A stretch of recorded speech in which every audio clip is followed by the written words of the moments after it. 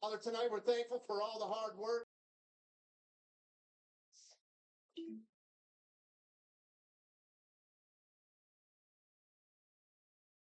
Here at home and abroad, and first responders, be with them and their families. Watch over them, keep them safe. It's in your holy name, Christ's name we pray. Amen. Here to perform our national anthem, please welcome rising country artist Caleb Lee Hutchinson. Oh, say, can you sing Rising Hill at the twilight's last gleam, whose broad strands and bright stars through the perilous fight. Oh, the ramparts swing by were so gallantly streamed, and the rockets regulate the bombers singing, gave proof through the night that our flag was still there. Oh, say does that star-spangled banner wave over the land and the free and the hope of love rain. Let's hear it for Caleb's performance of our national anthem. Nothing beats a race under the lights at Bristol Motor Speedway. And tonight it's all about the trucks. So good to have you with us on this Thursday night with two men that have won right here at Bristol, Michael Waltrip and Phil Parsons. I'm Adam Alexander. So good to have you with us. And when you look at it, we're one race into the playoffs, Phil, and already the leaderboard has plenty of drama. Yeah, it's been 3 weeks since we last raced at Milwaukee, and there's been some sleepless nights, I will guarantee you, because we have 6 drivers that are only separated from 6th down back to 10th, only separated by 15 points. There's 120 points available, 60 tonight and 60 next week in Kansas. So anything can happen to these guys. You see Christian Eckes 60 ahead, Ty Majeski, Corey Hines. They're fairly comfortable right now because we're only going to lose 2 guys. But for Ben Rhodes, Rajak Group, they have to make something happen. It is going to be fun to watch because this thing could really switch around tonight. Anytime you come to this place, you have to take a big, deep breath because you never know what's going to happen at Bristol. With that, drivers to watch, Michael, we've got some stars that will put on a show tonight. Oh, you nailed it at the top of the show, Adam. We've got 3 guys that have put themselves in a position above all the rest. And not only this season, but at this racetrack. The last 3 races on the concrete here in the Coliseum, these guys have gone to victory lane. First of all, Christian Eckes mixing it up there. Got his truck out front, led 144 laps en route to victory. This spring, there's Eckes celebrating at Bristol. Nothing quite like that, is it, Phil? I don't know. Pretty cool. And you can see this battle here. Look at Corey Haim down at the bottom. Tight racing with the before set Eckes. Haim will get the advantage here. Drops victory lane. Puts himself as the guy that you have to beat when you come to Bristol. And then Ty Majeski, you said he's got to work cut out for him. He's starting in the back. He's got to go all the way to the rear. But no, we've seen him overcome penalty after penalty and make his way to the front. I expect the same for Majeski tonight. I think when we leave here, we'll still be talking about the big 3. But who's going to be the 4th guy that joins them out in Phoenix? That's what's going to be fun to watch. Majeski starting at the back. Bad for him, good for us. The show is about to go down at Bristol. It's unpredictable. It's rough and tumble. And the green flag comes your way next on FS1.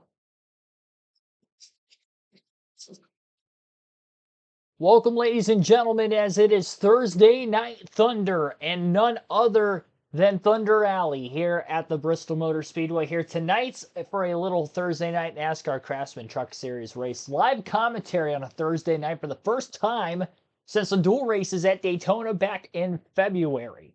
As far as this race goes, it's the second race of the Truck Series playoffs in 2024.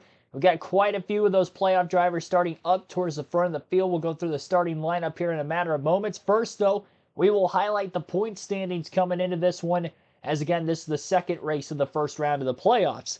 Only 3 rounds in the Truck Series playoffs, round of 10, round of 8, and then the championship 4, of course, that being a single race. This is the second race in the round at Bristol. Our first race was at Milwaukee 3 weeks ago, and the cutoff race will be next weekend at Kansas. Christian Eckes comes in plus 60 points above the cutoff line, plus 44 for Ty Majeski, Corey Heim plus 41, plus 34 for Nick Sanchez. Bigger gap back down to 5th in the points. Currently tied for 5th, in fact, would be Taylor Gray, Tyler Ankrum. They're both plus 13 points. Plus 9 points for Daniel Dye. Grant Enfinger is the last driver above the cutoff line at 8th, and he is plus 2. Minus 2 for Ben Rhodes, his former teammate, and the defending Truck Series champion, as well as Rasha Caruth, minus 4 points. So pretty tight around that bubble following the race at Milwaukee a few weeks ago. Again, Kansas, the elimination race of the round of 10. Only 2 drivers will be eliminated in this first round for the Truck Series. No Truck Series regular won at Milwaukee last week. No playoff driver won at Milwaukee in the last race for the Truck Series, as it was a first career win for none other than Lane Riggs, who did not qualify for the playoffs in his rookie season. But he is running for points in the Truck Series side of things. But getting that first career win, that's huge for him, and maybe a confidence booster, not only to finish the season off strong, but come back better than ever for next year. Connor Zilic, who qualified on the pole and won his first career Xfinity Series race last weekend at the Watkins Glen International, is on the pole here for this Truck Series race. He has only started one other oval in the Truck Series so far this season. So we'll see what he can do here today at the Bristol Motor Speedway. The 18-year-old trying to go for 2 National Series wins in less than a week. As far as Zilic starting on the pole here tonight, Corey Heim, the probably favorite for the championship, comes into this one second, so he'll be on the front row as well. Heim, a winner at Bristol last season. Rasha Caruth and William Sawalich will line up in row number 2. Caruth again, 10th of the 10 playoff drivers, so needs a good day today. Minus 4 below the cutoff line. Starting 3rd is huge for him. Stuart Friesen and Nick Sanchez will line up in row number 3. Row 4 for Daniel Dye and Christian Eckes, 2 more playoff drivers there. And then Chase Purdy, Tanner Gray, a couple of non-playoff drivers starting in the top 10 in row number 5.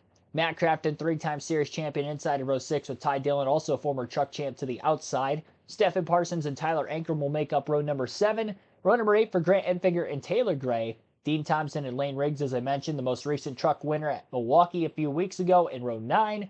Ty Majeski, former Bristol winner and playoff driver, inside of row 10 with Connor Mosack in the 41 for Nice Motorsports to his outside.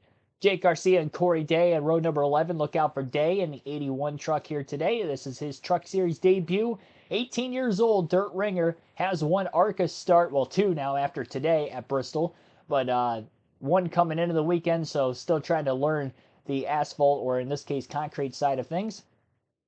Connor Jones, Jack Wood will make up row number 12. Row 13 for Ben Rhodes and Bailey Curry. Going to see how Ben Rhodes will do starting deep in the field here today. Not where you want to be at a short track like Bristol. Stage is going to be short, race is going to be short, so if he's going to try to maximize the points, being on that cutoff line right now, he's going to have to get at it early and often. In row number 14, it's going to be Brett Holmes and Wallace Allen. Matt Mills with Spencer Boyd Timmy Hill and Brett Holmes in row 14. Then row 15 will be Wallace Allen, Matt Mills. Spencer Boyd, Mason Maggio will line up in row 16. Row 17 for Tyler Tomasi and Keith McGee. Row 18 rounding out the field will be Justin Mondick and Caden Honeycutt. And Caden Honeycutt is a playoff driver for the owner's standings. If you see the in parentheses, that means that driver and or truck is in the playoffs. The owner standings a little bit different from the driver standings. The 7 of Zilic being driven tonight. Obviously, Zilic has only ran part-time in the Truck Series this season, just 2 other starts prior to this weekend, making his 3rd truck start here, but is running for the owner standings with the 7-team, 45 team of Honeycutt for Nice Motorsports, also in the owner's playoffs, but not in the driver's playoffs. Appreciate everybody tuning in here today. Billy Kramer, Thomas Roth, Frank Powers, Darren Dixon, and many others. Welcome into the stream. Be sure to hit the like button, subscribe for more daily NASCAR content, live commentary streams every NASCAR race weekend for Truck Xfinity and Cup Series races. Cup practice and qualifying streams every weekend as well, as that will come your way tomorrow afternoon. Our live commentary coverage is posted in the community tab if you're wondering for start times for the other streams this weekend. But for future reference, I'll reiterate that right here. Tomorrow's Cup Series event will take place at 4 p.m. Eastern Time. Again, practice qualifying at the High Banks of Bristol Motor Speedway. Tomorrow afternoon, 4 p.m. Eastern, practice qualifying all in the same stream, in cohesion with a doubleheader with the Xfinity Series race. That will begin tomorrow night, 7:30 p.m. Eastern. And at 7 p.m. Eastern on Saturday night, we'll go live for our Cup Series Round of 16 elimination race, as that will round out our live commentary coverage this weekend. Again, from my personal favorite track, Bristol Motor Speedway. Trucks are rolling out onto the racetrack for the first time. First time under the lights at Bristol this weekend. Obviously, practice and qualifying took place earlier this afternoon. So just kind of a one-day show for this Truck Series field. And kind of a tradition here to run this race on a Thursday night prior to the Saturday night Cup Series race.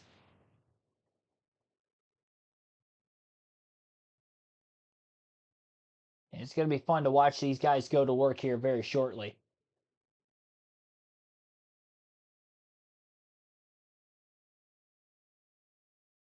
Our race analysis for this one here today. Waiting for it to pop up on the lower right-hand corner of the screen for Fox Sports 1. There we have it. 55 laps in stages 1 and 2, 90 laps in stage 3. There will not be any pit stops during green flag conditions today, at least scheduled pit stops, as the fuel window is 145 to 155 laps. So these drivers and teams can make this race on just one stop. I believe each of these teams do have 2 sets of tires. So depending on how the cautions play out today, they can pit more than once for tire purposes, but they can make this race on just one stop for fuel purposes. So be interested to see what kind of strategy we see out of that.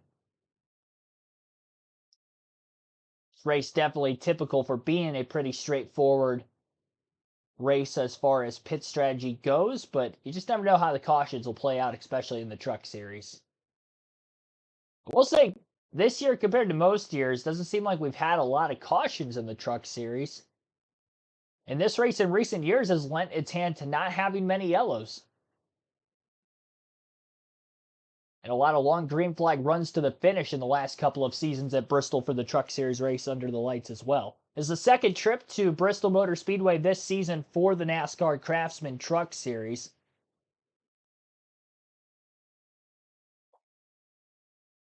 Not usually seeing this be the case for 2 concrete dates for the Truck Series.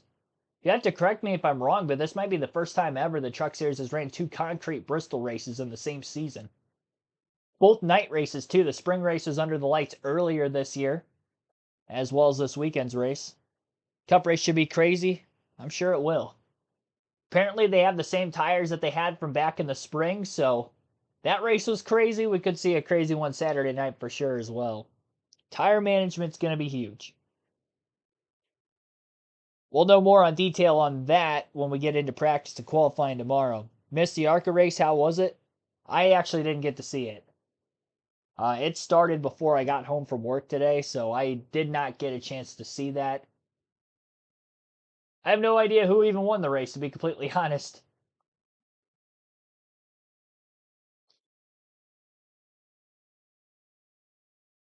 I think William Sowlich did clinch the ARCA East Championship, though. That I did see a headline on.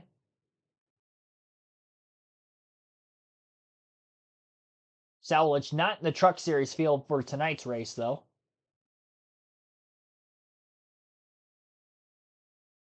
Billy's Libraries and Arts, Dale Campbell, Lincoln Kim Hollingsworth, thanks for tuning in as well.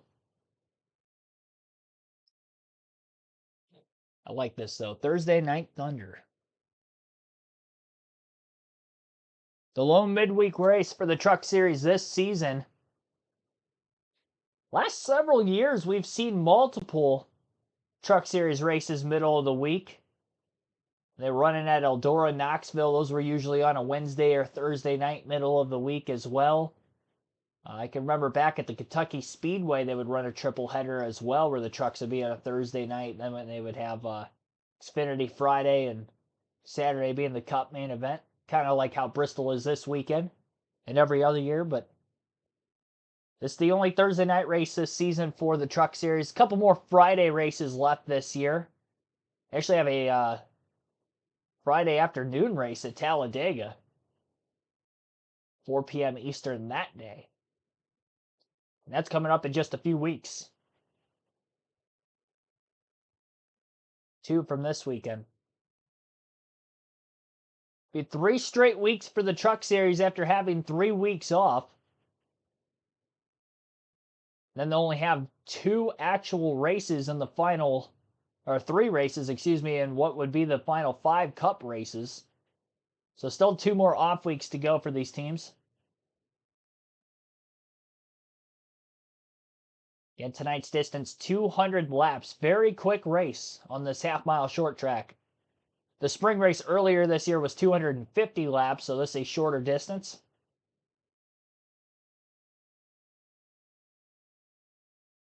Christian Eckes through the regular season was the guy to beat on the short tracks, but as of late it's been Ty Majeski on the shorter tracks had shown a lot of speed. Winning the last 2 races of the regular season. Had a top 3 at Milwaukee, but Majeski dropping to the rear of the field for the start of this race, so he's going to have his work cut out for him. Does have a nice points cushion over that cutoff line for his playoff predicament, but we'll get to see him try to wheel this thing from the back to the front. We'll see just how quickly he can do that. Usual raw feed up on the screen for live timing and scoring. That will be updated every lap that the race leader gets to the start-finish line. Field has been given the 1-to-go signal, so we'll be going green this time by. And we'll get this race started. Hopefully everybody enjoyed your work day. If you did have work like me, long day for me. Been up since the wee morning hours. But I'm still good to go, honestly. Feel wide awake for this one. Hopefully we don't have too many speech impediments due to sleepiness later in the stream. Honestly, though, I feel great. Hopefully you guys do too. Can't wait to get this thing kick-started, and we'll be underway here. Again, per usual, a little bit of a delay from YouTube to what you guys are seeing. With this being a shorter track, it might be about a full lap or so. Just try not to spoil anything if you can in the chat.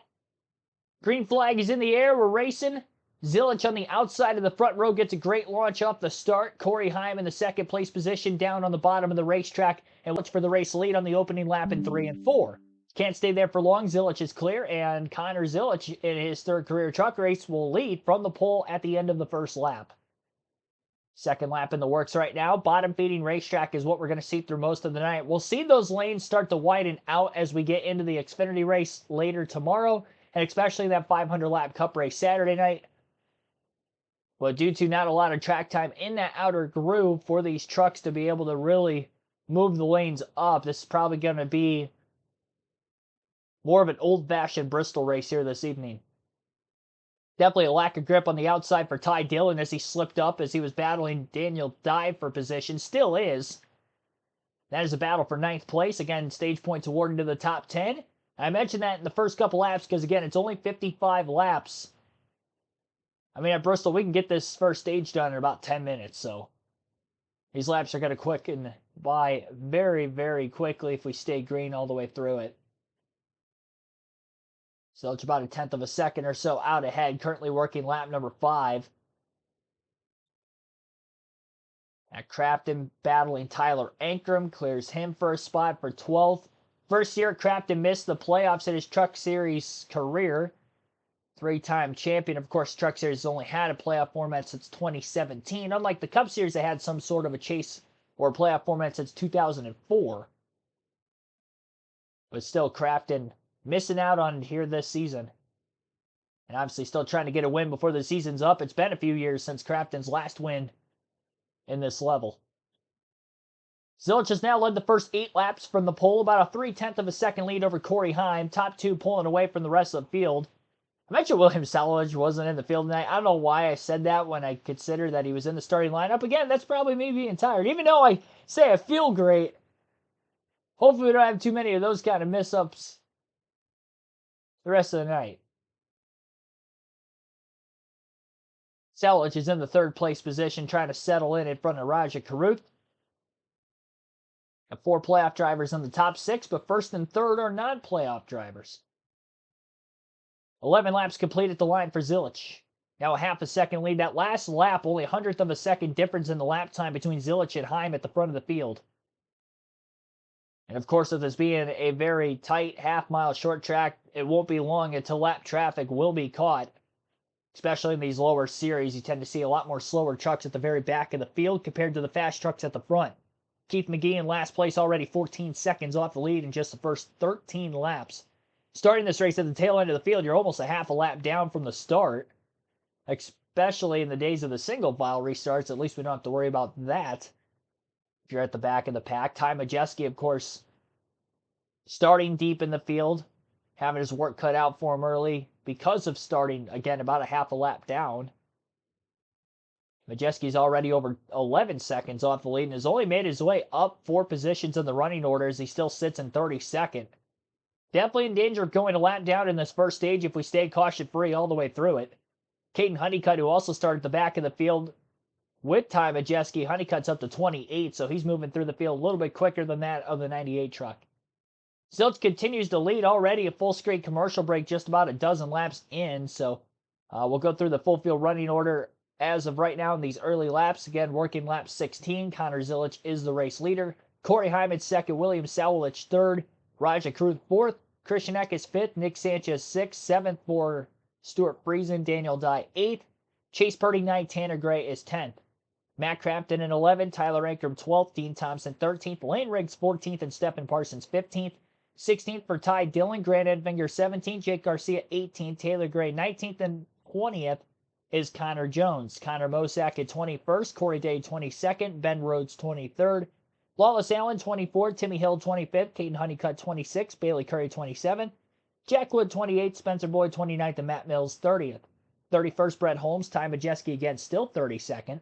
33rd for Justin Mondake, Mason Maggio, and 34th, Tyler Tomasi 35th, and Keith McGee 36th.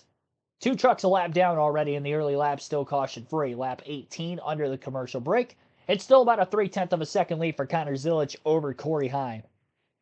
William Ayers reacts, thanks for tuning in. Favorite paint scheme in the Xfinity race? Xfinity series from the past. Oh, so you're talking like all time?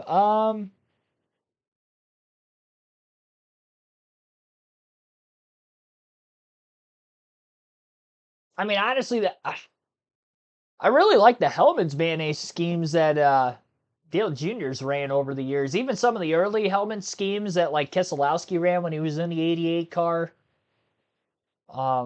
back in the late 2000s. I like those schemes, but even like the recent ones Dale Jr.'s ran at Bristol the last couple of years I've liked. I really like last year's Hellman scheme quite a bit that Dale Jr. ran. I think it was also iconic when Dale Jr. ran the Wrangler number 3 at Daytona in the July race of 2010.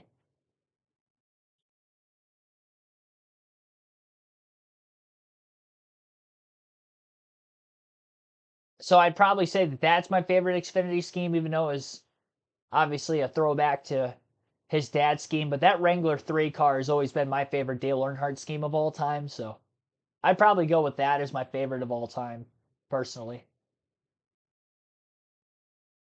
Post-commercial break, lap 25 this time by. Almost halfway through stage 1. Again, working lap traffic for the front of the field. Still a 2-car breakaway. Sawalich is still about 1.8 seconds off the lead. We'll see as the tires maybe start to fall off just a little bit. If he can also manage his tires better as well as conquering lap traffic at a faster rate. Heim is a lot closer to Zilich's back bumper now. Zilich had a hard time trying to clear the 0-2 of Mondake. Corey Heim passes in the first corner he got. Heim still within about a truck length and a half or so behind the race leader.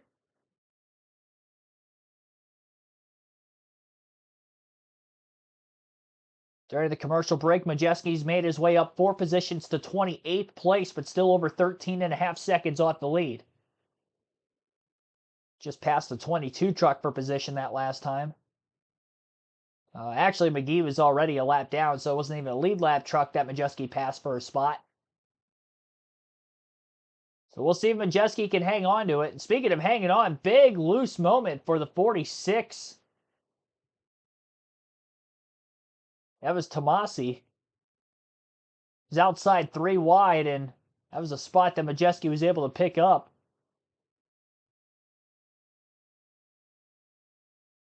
And a little bump and run now for third.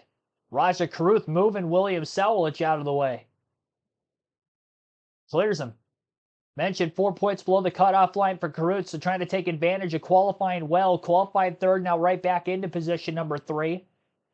Sawalich might have been holding some trucks up, and Caruth wasn't going to wait any longer with Christian Eckes and Nick Sanchez driving to his back bumper pretty quickly. Corey Heim going to try to get the outer groove to work. Kind of diamond cutting the corners off of both ends of the racetrack right now. Starting middle, rolls it to the high side, trying to get the cut and the straight line off the corner exit. It's a line you'd usually see later in the race at Bristol, but Heim may be trying to get it rubbered in these early laps. Again, Heim, a former Bristol winner as he won this very race a season ago. Christian Eckes was able to win the spring race earlier this year, and Redemption, after leading the most laps in this summer race last season, but was unable to get the win. Had a great battle down the stretch with Heim, as those two have had many great battles so far this year, the two most winningest drivers in the series. And after Caruth was able to make the pass for third a few laps ago, he is now just less than a second off the lead. That last lap, Raja Caruth was the fastest truck on the racetrack. So Caruth's starting to bear down on the leaders, and the longer it takes Heim to try to get by Zilich for the lead, Caruth is going to get there within a few more laps. We'll see if Heim gets aggressive and tries to use the bumper. He's not diamond cutting the corners off anymore. He's all over the inside of the 7 truck. And now goes right back to the outside at turns 1 and 2 again. So he didn't diamond off the last set of corners. Went to that middle to upper groove that time and actually lost ground. Did not gain it back on the straightaway. Caruth running the middle to upper groove, getting a little bit of clean air on the nose, and now he's within a half a second of the leaders. So 1, 2, and 3, 37 laps into the race is now all bunched up together in a huge line of lap traffic in front of the leaders. It's what you always love at Bristol, the fight through lap traffic, as well as the fight not only to get through traffic, but the battle for position. Constant action going on this racetrack. Side-by-side commercial break as of right now. So again, your top 10 in the running order. Connor Zilich in the lead by about 1/10 of a second over Corey Heim. Raja Caruth a half a second back in third. William Sawalich 9/10 of a second back in fourth. So now the top 4 within a second of the lead. 1.5, make that 1.3 seconds back now is Christian Eckes in fifth. 1.7 seconds off the lead, Nick Sanchez in sixth. Stuart Friesen 2.2 seconds back. Chase Purdy in 8th, 3.7 seconds off the lead. Daniel Dye in 9th, 4.6 seconds back of the leader. And Matt Crafton in the top 10 for the first time in 10th. He's 4.9 seconds off the lead. First 40 laps of the race have now been led by Zilich as he continues to lead.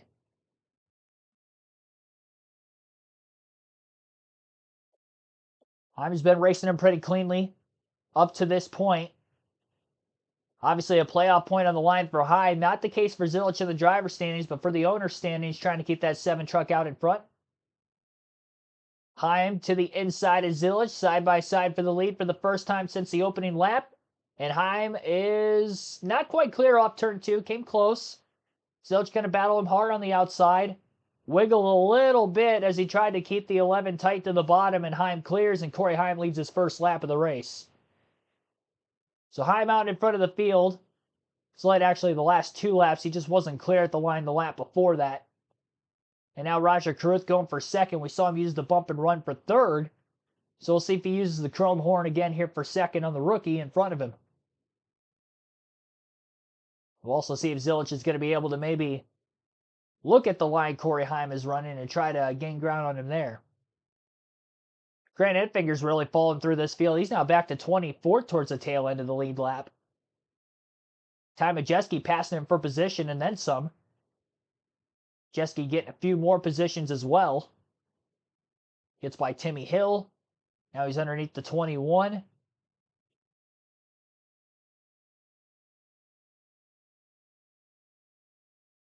Caruth didn't quite get into Zilich, but very close. There's so much lap traffic in front of the leader, Corey Heim, as Zilich is not dropping off the race lead.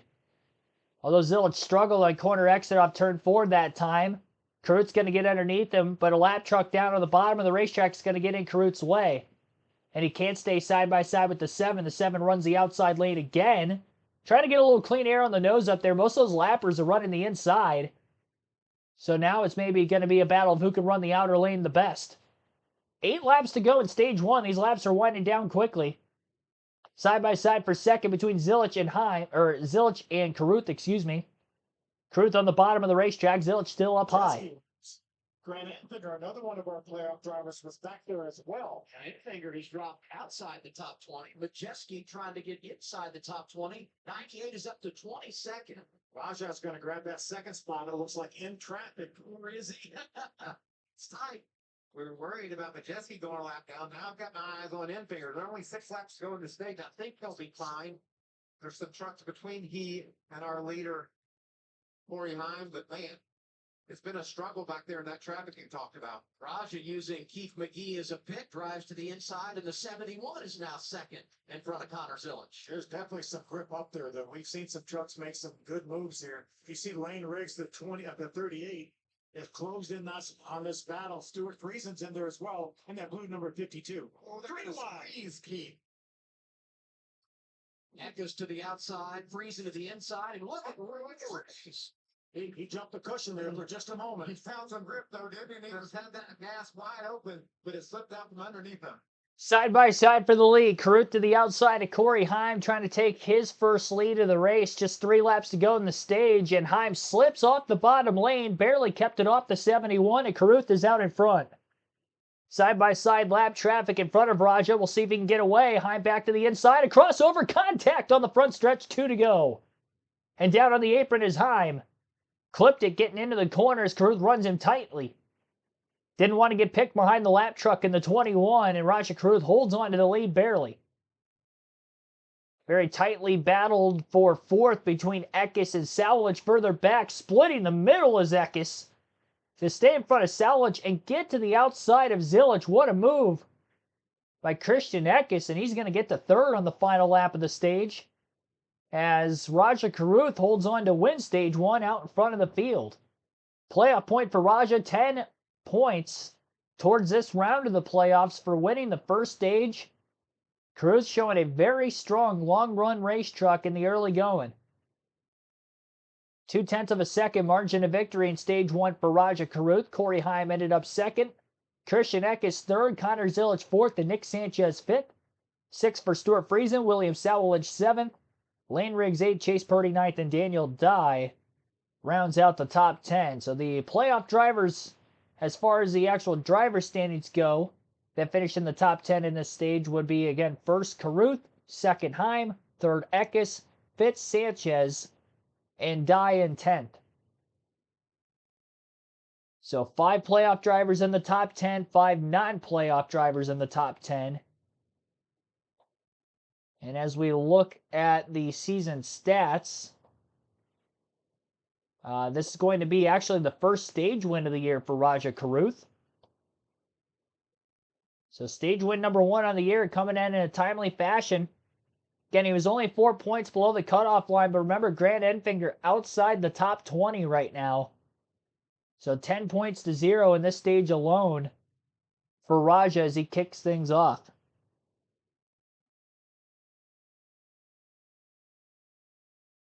Regine Huddleston, also thanks for tuning in. Sure to hit the like button on the stream if you haven't done so yet. Subscribe for more NASCAR content. 29 likes on the stream so far.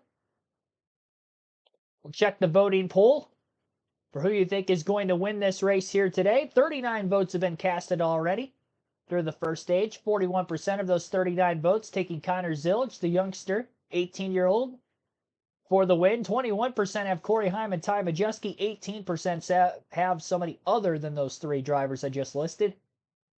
And as usual, you have until the end of stage 2 to vote.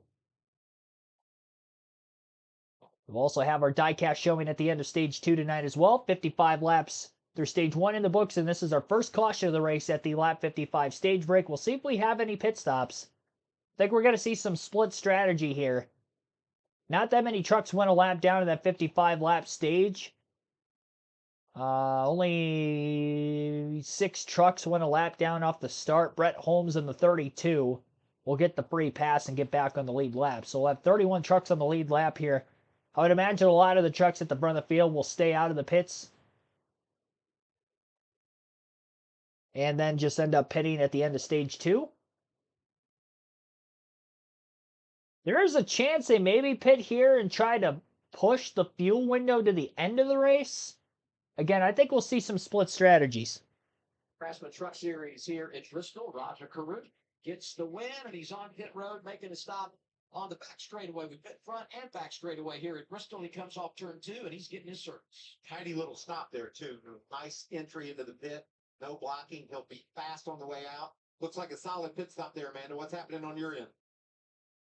Well, we're looking on Connor Zillage right now. He's saying to the team that he's loose those corners and it's been hard for him to make up time. Then moving on to the 19 of Christian Ecken.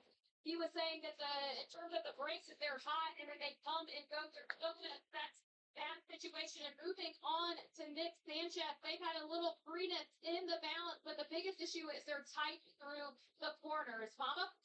We're looking at the one of Williams Wallace right now, putting in a really good run with that Toyota. He's been a little tight through the center, looking for a little bit more rotation. They're going to try and get him adjustments to get him what he needs. Ahead of him, Corey Heim. He has had a phenomenal race. Like I said earlier, it's time he's looking for another win this evening. His initial brake pressure is where his loose end is, so they're going to do some air pressure adjustment to try and help him out with that. Adam, I've got good pit work there. Mama wins the race off pit road. +5 for Sawallich. Carruth comes in the leader. He falls to 3rd. Restart for stage 2 when we return to Bristol. It's been good so far. So it showed that it was a 4-tire stop for Ty Majeski, gaining 15 positions. I don't think that graphic's correct. I think he did gain 15 positions, but I think it was probably a 2-tire stop. So there's no way he can gain 15 spots with a 4-tire stop. So I would have liked to venture it was a 2-tire stop for Majeski, right sides only, to try to get track position. Again, he started at the tail end of the field. He was at the tail end of the lead lap there at the time of the caution for the stage end. So trying to get himself some track position, and then hopefully we'll see if he holds on. And I'd imagine it'll take 4 tires at the end of the next stage. We'll see if it works out for him. Looks like Timmy Hill stayed on the racetrack for right now. I would imagine that he'll pit before we get back to racing here. And if he doesn't, I guess he saves a set of tires. Again, each of these teams get 2 sets, so using one of them right now, and good chance that they'll end up using the second and final set during the next stage end. Looks like Timmy Hill may be the only driver that doesn't pit. He's going to be in danger of potentially losing a lap, though, if tires do matter quite a bit here. So it's an interesting strategy call if he does not pit late into this caution.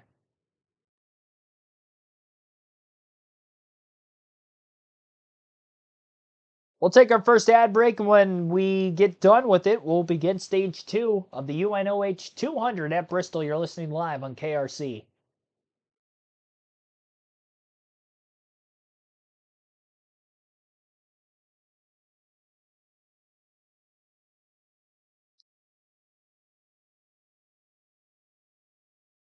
Once again, you're listening live to the UNOH 200 at Bristol Motor Speedway for the NASCAR Craftsman Truck Series.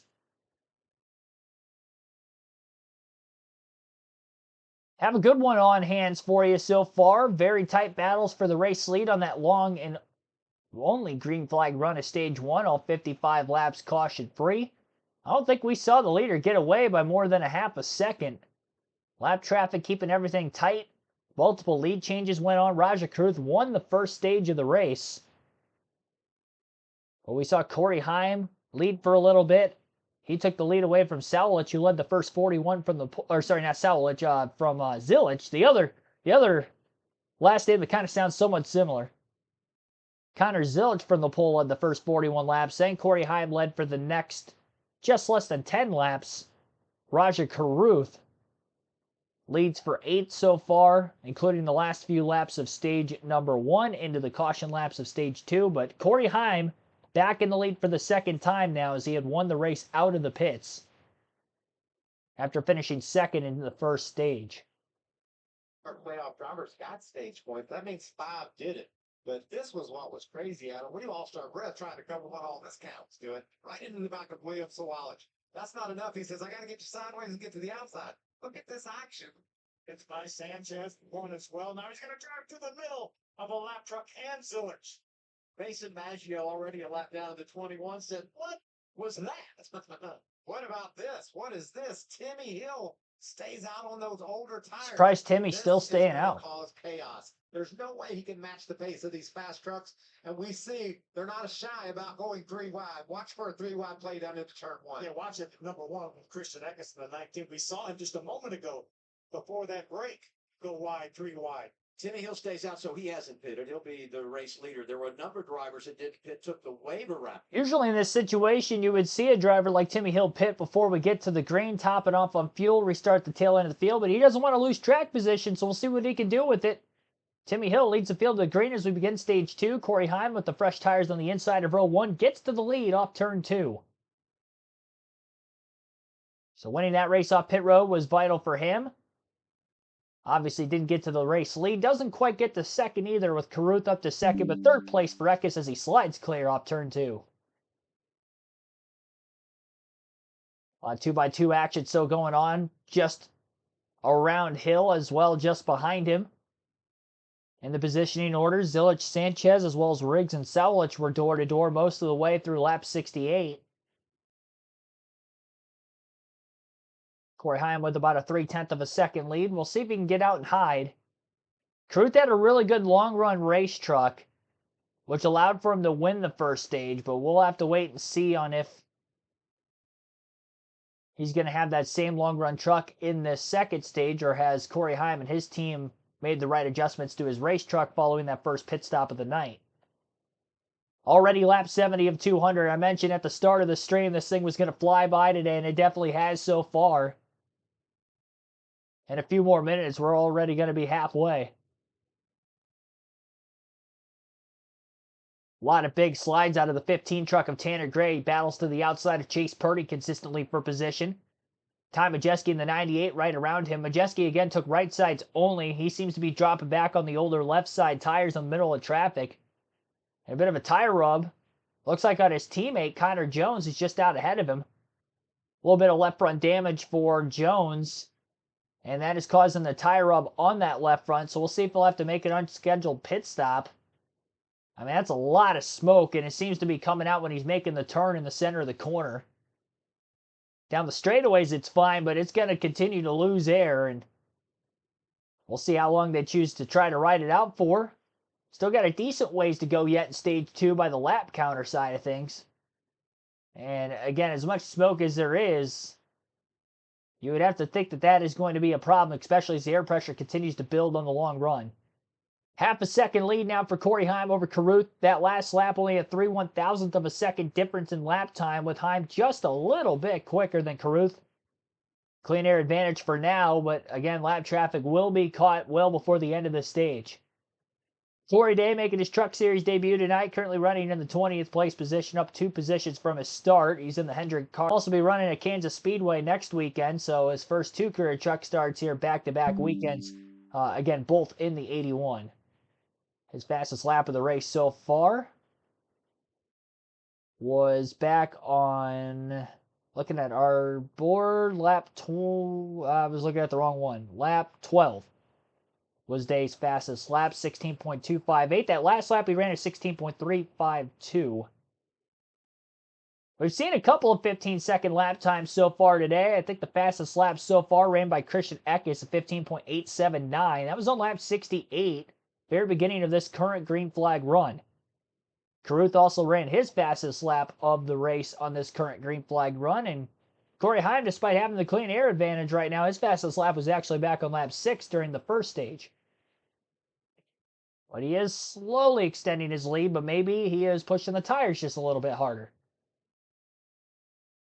All the leaders have pretty much struggled in lap traffic. I'd say Christian Eck has maybe made the most ground up in lap traffic, but he also hasn't had the ability to try to pass the 71 and the 11 because of that lack of track position on the initial start. Now he's got a little bit better track position. We'll see if he can get to these guys a little quicker by the end of stage 2 as well. And final stage, about almost double the length of stage 1 and stage 2. So if we go green all the way through that, it'll be an even longer run. So if you're good on the long run after about a 50 lap stint, you're going to be even better on the longer run if we have to go about an 80 lap stint in stage 3. Full screen commercial break right now on Fox Sports 1. Again, visually, that is where you can watch tonight's Truck Series race at Bristol. But obviously, you can listen live right here on KRC as well. So lap 84 as of right now, Corey Heim, again, your race leader, half a second ahead of Roger Carruth in second. Christian Eckes is third. Connor Zilic fourth after starting on the pole. Rookie Lane Riggs now up to 5th place. Good short track racer is Riggs. Got the monkey off the back with the win at Milwaukee in the last race, and looking at another strong run here. Nick Sanchez sits in 6th, Stuart Freeze in 7th. William Salvage has dropped 4 spots to 8th from the start of the race. Matt Craft in 9th, and Dean Thompson in the top 10 for the first time. He sits in 10th. Again, lap 86. Listening live on KRC. We'll take another break in this UNOH 200 at Bristol. Big Killa 6517. Thanks for tuning in. Justin Mondyke is your local track champion. That's pretty cool. Majeski races here locally also. So you're from Wisconsin then? I know Majeski's from Wisconsin. I wasn't sure about Justin. Mondyke has been about, tail end of the lead lap right now. I believe he took the wave around because it doesn't show that he or Spencer Boyd pitted during the last caution. So they were lapped down at the end of the first stage. So Boyd and Mondyke have taken the wave around during the stage 1 break. And again, the free pass went to Brett Holmes.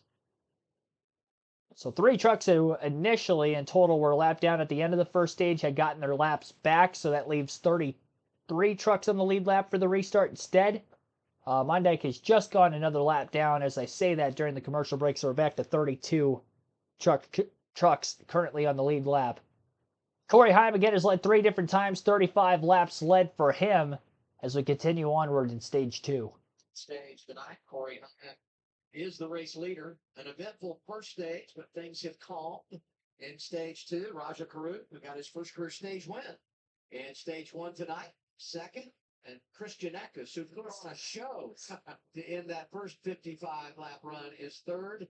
And just behind him, a couple of young hot shoes who have been impressive. Connor Zilic, the 18-year-old, is fourth after starting on the pole, leading a bunch of laps early. And Lane Riggs, our most recent winner, also inside the top 5. Nick Sanchez was a good speed as well in that 2 truck. He's approaching a spot in that top 5.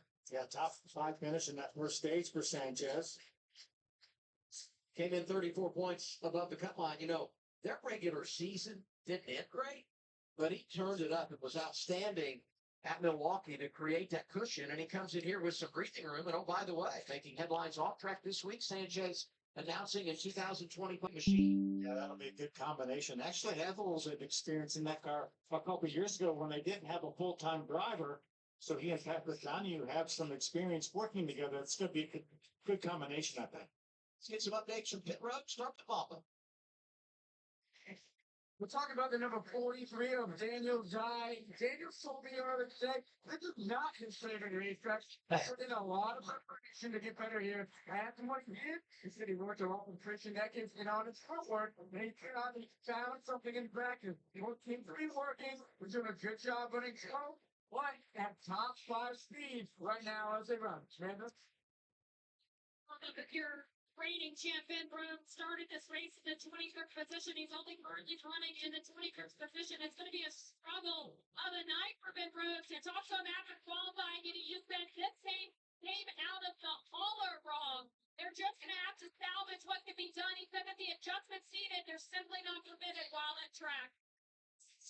It's way too early to start talking about must wins and all of that. But for Ben Rhodes, who came into tonight below the cut line, He's gonna have some work to do next Friday night at Kansas in the elimination race to see who moves on to the round of 8. You know, and that's really odd too, because this is the same tire these guys have run here for a while. Again, same racetrack. As we see a battle for the lead, Raja gonna try to get this second stage as well with about 10 to go. Michael, you said during practice earlier today, you got to be good on the long hole at Bristol. Raja, about this point in that first stage, was able to turn up and hit the hook down on the bottom of the racetrack. And if I had my choice of where to be strong, I would pick the bottom. The top's a little risky. We've seen a couple guys flip up there and get into the walls. Right down on the bottom, using that yellow line. That's how you get your truck pointed in the right direction. And did you notice that Corey Heim gave him room around that lap truck? He could have pinched him in behind that lap truck, and he gave him room. And he's doing the same thing right here. Look who's coming though again. I thought Raja was going to get the lead. He might be third because Christian Atkins working the outside lane, 19th to the runner-up spot. Get some good racing going on. Possibly. At the end of stage 1, 8 laps to go. You know the spotter for Corey Hyman says the 19 really likes the top. Watch your mirror. See if you can do anything up there. Corey's gonna put a lap. That Ben? Inroads to the 99. I think it is. Darn. 7 to go before the end of the stage. We'll see if Corey Heim gets another truck a lap down. So Ben Rhodes will be taken out of the pre-pass position. You know, Ingram not too far in front of him, although I think he's safe with only coming to 5 to go here. I think Matt Mills is the next guy. Yeah, but he's gonna be. They're closing on Matt Mills. It's gonna be close. Best for 5th. Sanchez in the 2. The 7 is Connor Zillich. Racing around the lap truck. That's Wallace Allen. Sanchez knows that's a point right there sitting in front of him. Again, pretty comfortable in the points, but every point counts. How about Eckes and Raja side by side? Raja on the bottom. I think he's better than that because he just got. There's Mills, as you see, just ahead of our leader, Corey Heim. He's the next truck to go a lap down. 3 to go, and as Eckes tries to get second away from Raja. Eckes rallied to 3rd there at the end of stage 1. He's been top 3 in every stage since Charlotte. Memorial Day weekend, the 19th fast each and every week. 2 to go. See, pit road's closed there. That's a procedure. And these guys are battling out. And Corey Heim's liking what he's seeing in his mirror. Y'all worry with each other. I got stuff to do up here. Yeah, here they come. I think Matt Mills is going to be able. Final lap, stage 2. Caution is out. And that will end the stage. And it's for Connor Zillich, who was running inside the top 5. Can he get it fired up and on his way?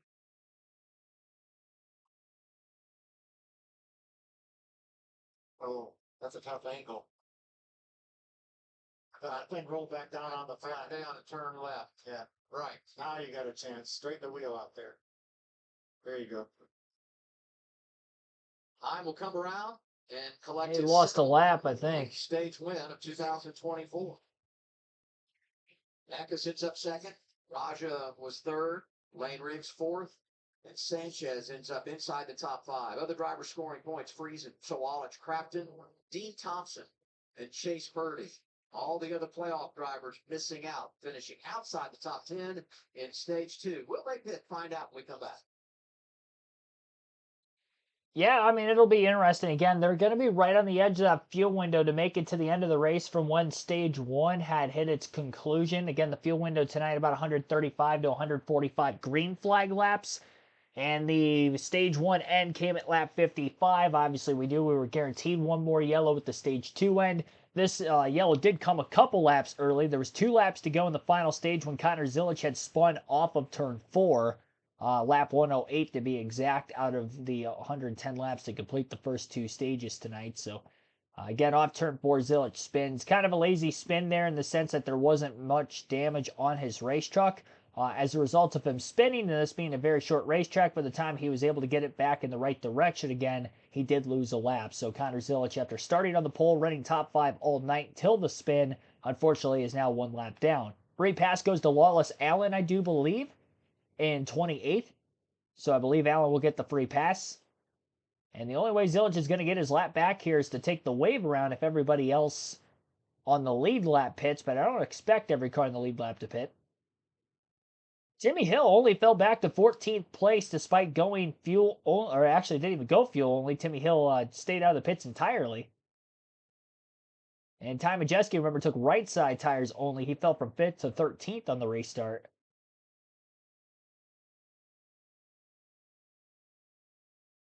A couple other drivers also took right side tires only. They had a quicker pit stop on pit road during the first stops back at stage 1. So a lot more drivers definitely came into the pits at the end of stage 1 than I thought. I thought stage 2 was going to be where we were going to see the split strategy, but it looks like stage 1 I thought was going to be the split strategy, but it looks like stage 2 tonight. And these pit stops might be the split. We'll have fresh tires to take right here. And he'll still have one more set left to the end of the race. Obviously, if he just stayed on the lap, lead lap, it was going to be a win. The fact he's still in 14th is big. He's definitely going to have to pit because, again, he hasn't. So to make it on field to the end, he's definitely going to have to top off here. And although it'll be close for everybody else, I think we're running enough caution laps. They should be good. They're right on the edge. If we get one more yellow for an actual incident here in this final stage, then they'll even be better on fuel to the end. Pit road. You stay out, do you come? It's going to be a mixed bag. Nick Sanchez says, I'm going to make a pit stop. I just didn't see the fall off. I was really impressed with Timmy Hill hanging into the top 15 position. I know those crew chiefs and spotters noticed that. We're not going to see much action here. This is interesting. We thought without the resin on the racetrack that the times would fall off and the tires would wear. Amanda, but we haven't seen a whole lot of that, but you got to take her down there. As you see Nick Sanchez make his way over to pit lane. It was funny. I was listening to Bodo Mannion on just what we're seeing on track today, and he said that 38 truck of Lane Riggs is what Nick needs to keep his eye on. But Nick said that this truck was way better than it was in the first run. Guys? He was the only playoff driver to come down pit road, Nick Sanchez. And I guess in a way, we talk so much about how to play strategy. They come in 34 points above the cut line. They got some more points, built a little more of an insurance policy by getting those stage points in stage 1. Maybe the thought process is here, let's get out of balance with everybody else and see if we can make a win. Yeah, see if we can beat them. Right. Maybe we can do something different to beat them. I like that. Corey Hine leads, and he'll be out front for the restart when we begin the final stage next. All right, so we're going to have in the ballpark around 80 laps to go when we get back to racing here. So we closed the poll at the end of stage 2 for who you think is going to win tonight's race. 46 votes, 43% of those going to Connor Zilic, who unfortunately is now a lap down. So not looking great for his chances of winning. Corey Heim, who won stage 2, has 21% of the votes. 19% for Ty Majeski and other at 15%. So again, that is your voting poll. As we are also at the end of stage 2, here's the diecast showing for tonight. So I got the old Truck Series truck tonight. Figured I'd show it again because it's the classic black number 3. And there is an Earnhardt that is racing this weekend. Tomorrow night, Dale Jr. will return to the NASCAR Xfinity Series. So we will have a Dale Jr. diecast tomorrow night when that comes. But as far as tonight's stream, here is this. Now, this is a Jay Sauter number 3 truck from the late 90s, I do believe. Actually, it might even be 2000. Whatever the case is, Chevrolet, classic scheme. This is the only Truck Series diecast I have in my collection. I know I've shown it multiple times because it's the only Truck Series scheme that I have of 124 scale diecast. I do have a couple of 164 scale that I've shown off as well before, but it's the only one of the bigger ones that I have in that set of cases behind me. So definitely a classic, and going to show it off here under the lights at Bristol because, of course, this paint scheme also historic with the Bristol Motor Speedway back in the 90s, and big weekend for the Earnhardts, I will say. So that is our diecast showing for the end of stage 2. We'll take a quick break. You're listening live on KRC to the UNOH 200.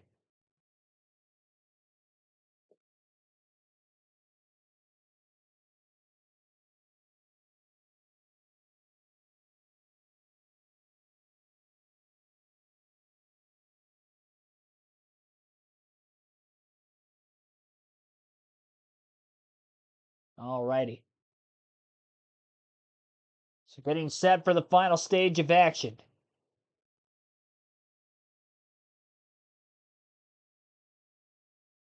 Race is flying by. It started a little less than an hour ago. Here we are. 43 minutes to be exact to get us through the first 117 of 200 laps tonight. Stage here at Bristol for the Craftsman Truck Series, and we hit the final lap of stage 2 when the caution came out for incident on track. It was Connor Zilich and Nick Sanchez. They were diving into turn 3. Phil's going to highlight. Oh, Sanchez got into the back of the 7. Getting into turn 3, yeah. Behind Zilich, it gets into him into the corner. And look at this. Amazing that he didn't collect that outside wall and tear his truck up. Just slid up high, kept on sliding, and both of them continued on their way. Yeah, and that's the most vulnerable you are, is entering the corner. That's crazy. Zilich was sitting in that awkward position on the bank and couldn't get it completely turned around, so he did lose a lap there, being scored down in the 29th position. And Sanchez took credit Tough. for this accident. Let's see what Nick Sanchez has to say here.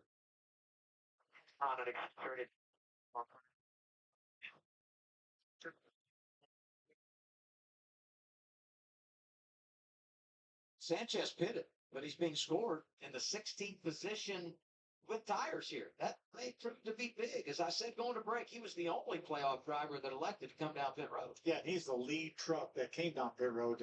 15 trucks in front of him all stayed on the racetrack. Zilich mentioned a lap down Ben Rhodes. Our defending champ playoff driver is a lap down. Lawless Allen got the free pass on this, our second caution of the night. Yeah, and that will not put Sanchez at a tire disadvantage later in the race either, because he still has yet another set of tires in the pits. So it'll be interesting to see. And every one of those 15 crew chiefs that's in front of him will be watching what that 2 truck does on these new tires. Bristol, baby. It is Bristol, baby. High wins stage 2. Takes the outside lane for the restart. To his left, Christian Eckes. They've combined to win 3 of the 5 short track races so far in 2024. And just behind Eckes, 71, Raja Karuth. Frame of reference right now, we're 27 points in the playoffs, right? So let's just cap off a good night here. No chance. I've been paying attention to it. Well, I just let you know. Pretty. All right, green flag back in the air. Corey Heim with a good restart. Not as good for Christian Eckes inside row 1. Lane Riggs is going to get by into second place from the outside of row 2. Looked like Eckes spun his tires initially. It also holds up Raja Karuth. And now quickly going for the lead is Lane Riggs. How about the non-playoff driver and the rookie taking the lead? Can Riggs go back-to-back here in the Truck Series as he leads for the first time today, taking it to Corey Heim at the front of the field? Really, the first time he's been laps into the restart. We have a little less than 80 to go, and again, these laps are going to go by quickly, and now Riggs has that track position. Almost a half a second ahead. We'll see if there is any tire fall off. Hasn't been much tonight. Big block for second. Heim on Eckes, and Eckes almost got up against the fence in 3 and 4. Stuart Friesen going to get by Raja Karuth. Pass for 4th place. Karuth battles back to the inside of Friesen again. They're side by side. Nose out ahead for the 71 on the bottom. Can't complete the pass. Friesen gets the run off the top side of the racetrack. Been more of an outer groove today than what we would usually see in the truck races here at Bristol. Again, just not a lot of laps to be able to get that outer groove worked in, but working better than usual. No PJ1 down on the bottom could be a huge result in that being the case. No resin, no PJ1 at Bristol this weekend, and it's something we haven't seen in that bottom lane in quite some time. No enhancements needed. Good old Bristol. Riggs is 0.6 of a second or more ahead of Corey Heim now. That last lap, he was only a couple hundredths a second faster, but just consistently doing that lap over lap, and that's allowing him to get just a little bit of a gap over P2. So top 5 in the early going of the restart right now. You got Lane Riggs first, Corey Heim second, Christian Eckes third, Raja Karuth 4th, and Stuart Friesen 5th. As Karuth was able to get back in front of Friesen a couple laps ago for that position. And now Salich has caught Friesen battling to try to get back in the top 5. Chase Purdy up in the top 10 for the first time today on the restart, and Ty Majeski is back up to 12th. Majeski, Sanchez both took 4 tires and pitted during that stage 2 caution. So we'll see if they can work themselves forward.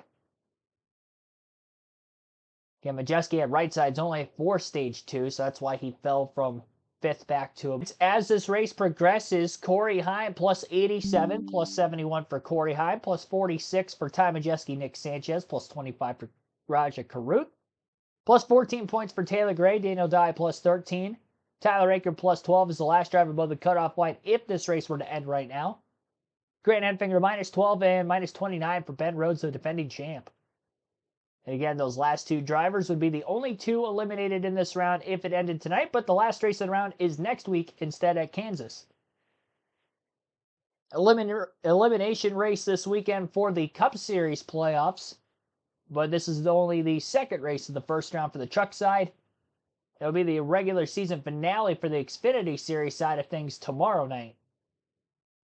Riggs continues to lead. Battle for second ensues. Eck is to the inside of Corey Heim, but couldn't make the pass happen. Lanes as they try to cross each other over. 65 laps to go in the race. We'll go through the full field running order then for the last time in this one as we're in the late going of stage 3. Again, Lane Riggs, the race leader. Corey Heim in second. Christian Eck is third. Roger Crew fourth. Stuart Friesen fifth. That top 5 hasn't changed from a few laps ago. William Sawalich is in 6th. Matt Craft in 7th. Dean Thompson 8th. Chase Purdy 9th. And Daniel Dye is 10th. Nick Sanchez in 11th. Ty Majeski 12th. Taylor Gray 13th. Tyler Anker 17th. Caden Honeycutt. Tanner Gray 18th. Bailey Curry 19th. Jake Garcia 20th. Ty Dillon 21st. Brett Holmes 22nd. Stephen Parsons 23rd. Timmy Hill 24th. Wallace Allen 25th. Connor Mosiak 26th. Corey Day 27th. Matt Mills 28th is the last truck of the lead lap. First truck a lap down. Connor Zilic in 29th. Ben Rhodes is a lap down in 30th. Tough night for him. Justin Weindyke 31st. Spencer Boyd 32nd. Mason Maggio 33rd. Keith McGee 34th. Tyler Tomasi 35th. Flat tire on that left front as well.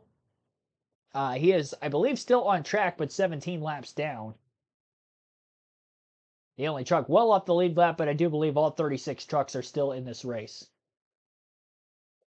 Current average race speed 86.92 miles per hour, just over 50 minutes from the drop of the green flag to where we are right now, lap 140 at Bristol. You're listening live to the UNOH 200 on KRC.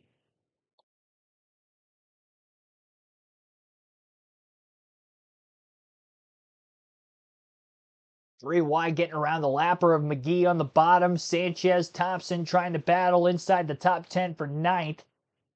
Sanchez highest in the running order of the few trucks on the lead lap that did hit pit road. I believe 16th on back on the restart hit the pit. So pretty split field on who took tires and who stayed out. Lane Riggs getting back into lap traffic. Spencer Boyd going another lap down at the tail end of the field. And the lead is now about 0.8 of a second between Riggs and Heim. Really is about the largest lead we've seen so far today. 59 laps to go for the trucks here at Bristol, and the race for third is on. Raja Karut once again late in a run, putting things together, and he's got the number on Christian Eckes down to the inside. I think that will bode well for him because obviously this third stage, a little longer run than our first 2 stages. That's why I would keep my eye on Nick Sanchez as well with those fresher tires. Will that pay off as we race late into this show? As you can see, Sanchez now has moved his way into the. Raja now up to third. Eckes falls to fourth. And there's Sanchez. He was up to 9th, but fell back to 10th. He just can't make quick work of Dean Thompson. Credit to the 5, but it's also allowing those leaders to continue to build the gap on that 2, which is going to make it difficult. We don't get another caution. There he is around the 5. Move Sanchez up to 9th.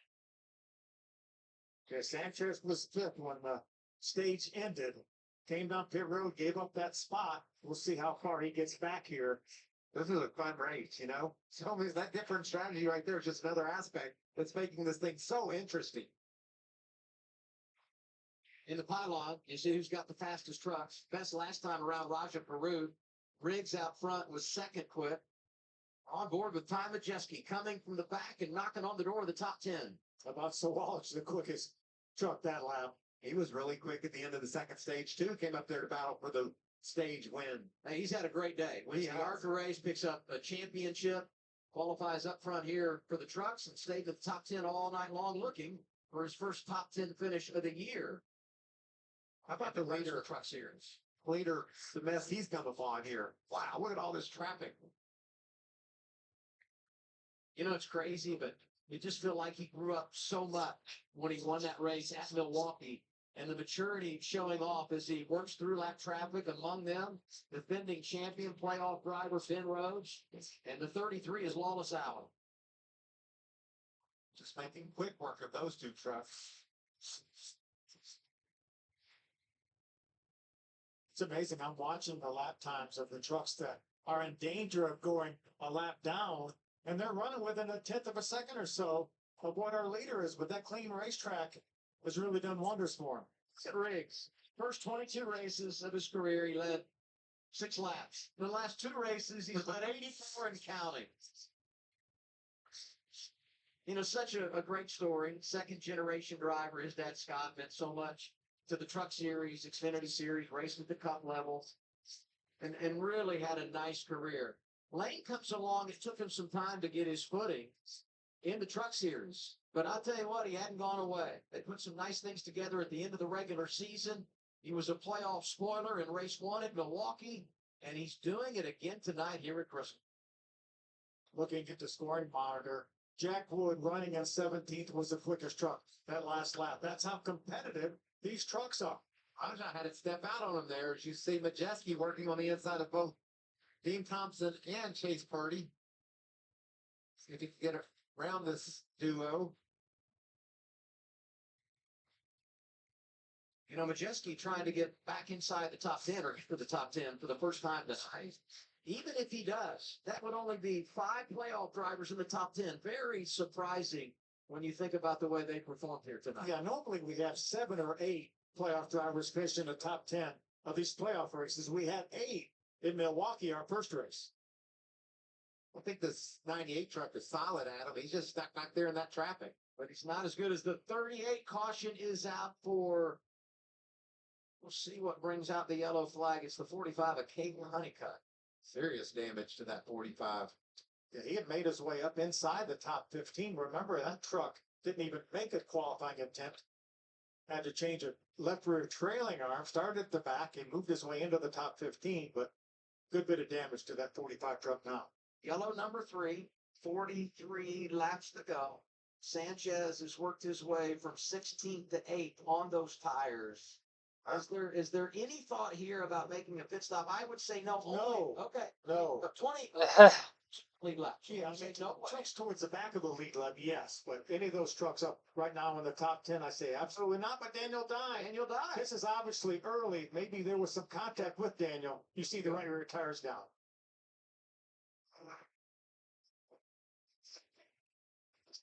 Oh, that's how it started. Got sideways and may have cut that left rear tire down in turn 4, and then Caden Honeycutt came along with nowhere to go. That's a flat tire. That's a flat tire right there. He's doing his best to try to keep it straight. Unfortunately, Caden Honeycutt is what he needed to get it straight. Yeah, and I wonder about that left front damage. There was heavy contact in the left front. I wonder if that left front tire and wheel are still pointing in the proper direction. Well, that's a real tough situation for Dye, who's, 40 laps away from finishing the deal. He's going to exit Bristol in a really good points position and take a big hit here because of this. Yeah, he'll report to his team where his steering wheel is. If his steering wheel's still straight, Michael, I think he might be okay.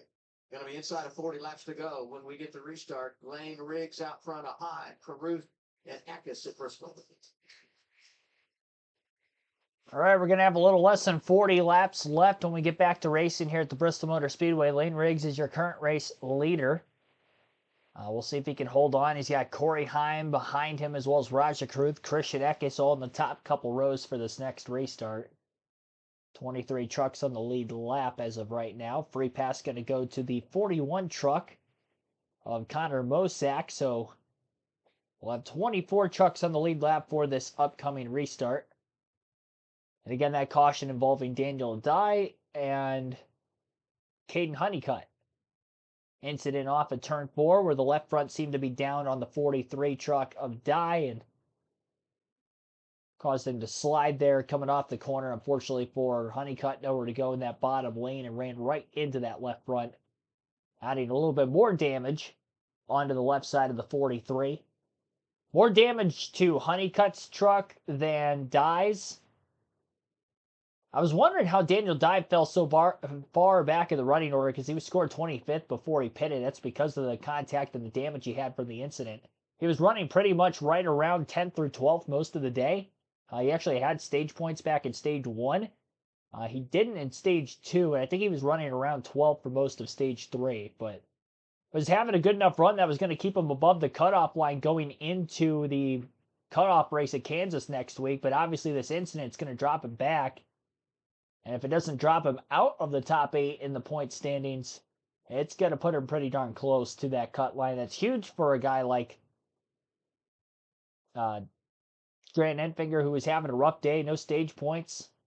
And also for Ben Rhodes, who's been a lap down for most of the second half of this race. Still remains a lap down as we begin stage 2. In fact, actually, he's 2 laps down, as he lost a second lap just before the caution came out.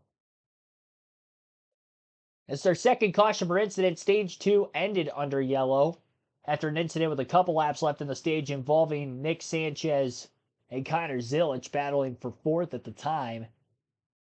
Zilich had gone for a spin off the front bumper of the 2. Zilich has been a lap down since. Not a lot of damage, but has been a lap down. And that green flag run went long enough. Riggs had lapped some other trucks, resulting in Zilich not being able to get his lap back again as Mosak had gotten the free pass with the caution.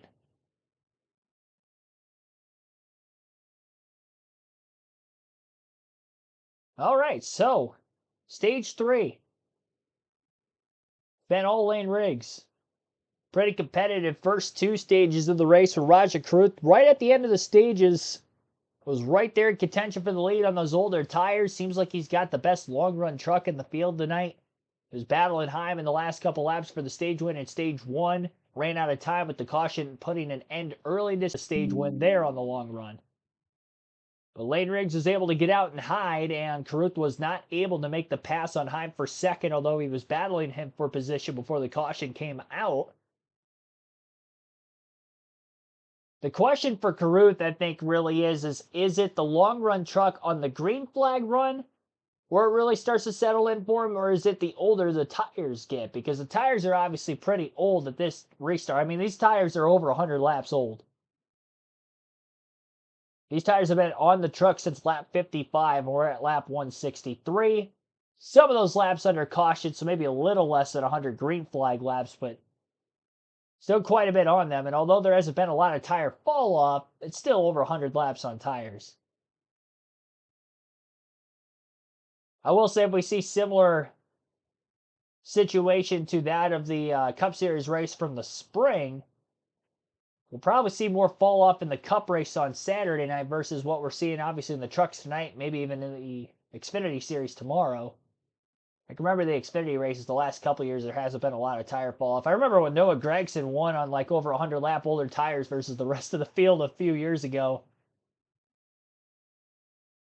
Everybody's like, how do you do that? Well, there wasn't a lot of tire fall off, so he was able to leapfrog everybody in the track position order, and he was able to hang on for dear life. It was like a 20-lap stint he held on for, too. It wasn't like it was just a couple laps shootout. I mean, 20 laps at Bristol isn't a long time. That was a good 4 or 5 minutes he was having to hold on, and did a great job doing so. And that was in a night race also. Still under caution as cleanup continues, so we're going to have less than 35 laps to go on the next restart. Barely over an hour from the start of the race where we're at currently. 84.010 is the average race speed. Our fastest lap of the race ran by current race leader Lane Riggs at 15.825. That was on lap 122. That was the first full green flag lap to start stage 3. Nobody has ran a faster lap than that. That averages out of 121.251 mile per hour average on that lap. I don't call it the world's fastest half mile for nothing. We'll see those speeds get faster as we get upwards in the series this weekend as well. Riggs has currently led 45 laps as he is out in front of the field. Corey Heim has led for the most laps tonight, 65 laps led total. He's led 4 different times. And again, Heim also won stage 2, so he picked up quite a few stage points in this race here today. Second in stage 1, first in stage 2, as he ends up splitting for the most stage points of any driver, along with Carruth. Carruth also scoring 19 stage points and also getting a stage win. So if those two do make it into the next round of the playoffs, they will carry at least one more playoff point over with them. Is the first stage win of the season for Raja Carruth. And as for Corey Heim, it was Heim's 7th stage win of the year.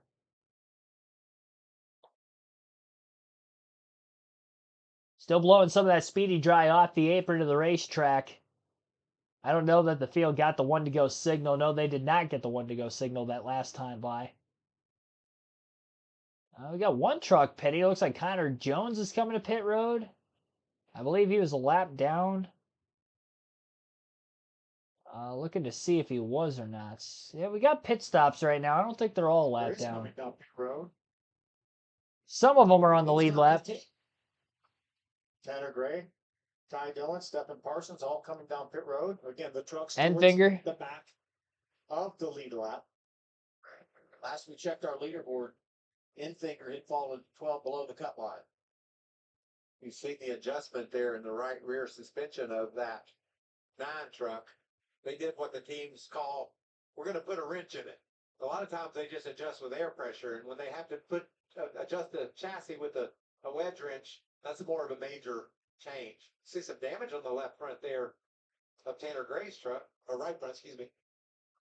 Been a quiet night for him, but wanted to highlight the fact that entering tonight's race, the model of consistency completed every lap this season but 2. So they've done a really good job of growing their program as Tanner Gray and that 15 bunch under the Tricon Garage umbrella. They put a wrench in that one too, Michael. That's right.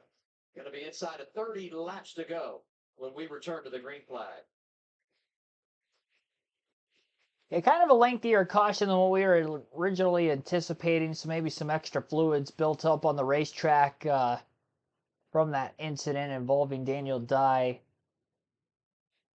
as well as Caden Honeycutt.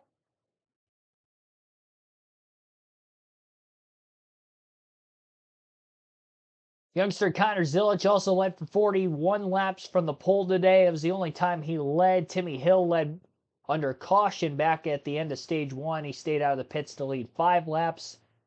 And Carruth, as I mentioned, ended up winning the first stage. He has led 9 laps today. So 5 different drivers have led in this race. And we've seen a total of 12 lead changes amongst those 5 drivers. And most of that was in the first 2 stages. So we've seen quite a bit of passing for the lead, especially in lap traffic today. As you'd usually see at Bristol during the long green flag runs, it's been a pretty good Bristol race so far for the Truck Series tonight. Relatively clean. We'll see if it stays that way, though, the rest of the way. These guys are going to get antsy. They're going to go after it, as this could be the final restart of the race. Huge time to try to make some passes on restarts, of course, and not having a lot of them in this one. They're going to be trying to get all they can get, and then some. Yeah, Mark Witkowski, Ethan Chua, thanks for tuning in. Yeah, caution is out currently. We'll take our final ad break of the stream while we're waiting out this caution. You're listening live on KRC to the UNOH 200 at Bristol.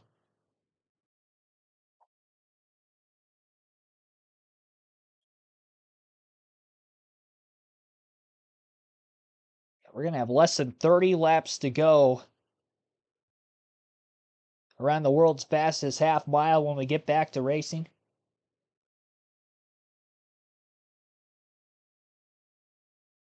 I didn't make a pick before the start of this race. With working earlier today, I was actually at work during practice and qualifying, so I didn't get to see anything. I didn't know Zilic was on the pole until about an hour before the start of the race. So, yeah, I didn't have time to make my prediction, unfortunately, tonight, but it'll be good to go for tomorrow's Xfinity race. We'll have Cup practice and qualifying for you tomorrow afternoon as well. Our Cup practice and qualifying stream will be at 4 p.m. Eastern. Again, also from the Bristol Motor Speedway, Xfinity Series race coverage at Bristol tomorrow night will begin at 7:30 p.m. Eastern. So doubleheader of live commentary content tomorrow.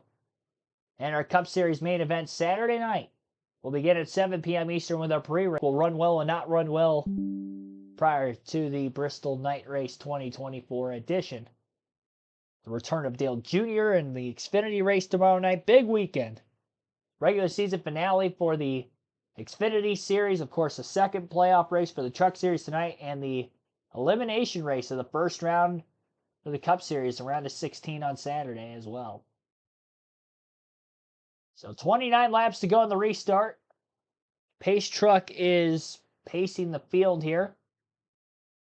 Again, Corey Heim, Lane Riggs on the front row. Riggs on the outside. Riggs was outside road 2 on the last restart, was able to get to the lead. Maybe he times it out well this time around. We'll have to wait and see. As they are doubled up. Green flag is back in the air. Big slide off turn 2 by Corey Heim, nearly making contact with Riggs. He was doing everything he could to try to stay side by side. Near contact off turn 4 in the battle for 4th as well between Stuart Friesen and Christian Eckes. Eckes holding on to 4th place in that outer groove. It's going to be tougher and tougher to make the passes on the bottom if that outside continues to come in, as it looks like it has throughout stage 3. I honestly didn't know there wasn't any resin or PJ1 down on the bottom of the racetrack. If I would have known that, maybe I would have expected this outer lane to be a little bit more dominant like we're seeing today. It's even going to be that much more dominant when we get to the end of the Xfinity and Cup races being longer in laps for the next 2 nights as well.